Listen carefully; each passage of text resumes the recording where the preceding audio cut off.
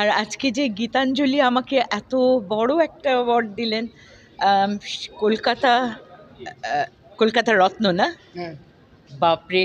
এটা মানে আমি ভাবতেই পারছি না।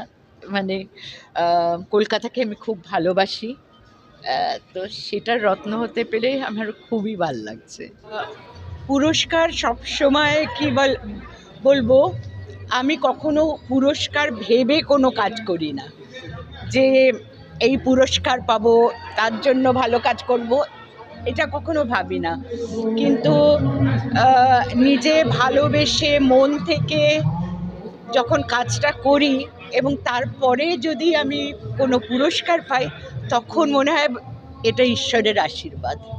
একেবারে ঈশ্বর আশীর্বাদ করলেন। ঈশ্বর তো নিজে এসেই আশীর্বাদ এখানে করতে পারবেন না, ওটাই ওনার আশীর্বাদ হয়ে অন্যের হাত দিয়ে আমাকে পুরস্কারটা দেওয়ালেন। আমি কালকে আমার প্রত্যেকটা পুরস্কারই শ্রেষ্ঠ পুরস্কার মনে হয়।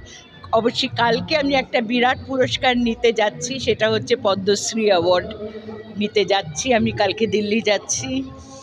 তো এত বড় একটা মানে স্বীকৃতি আমাকে দেওয়া হয়েছে, সেটা আমার খুব ভাগ্য। আর ঈশ্বরকে ধন্যবাদ। আর আমার কাছে প্রত্যেকটা অ্যাওয়ার্ডই আমার কাছে খুব দামি। প্রত্যেকটা উপহার, কারণ কেউ আমার কাজকে ভালোবেসে তার স্বীকৃতি দিয়েছেন, সেটা আমি আশীর্বাদ বলেই মনে করি।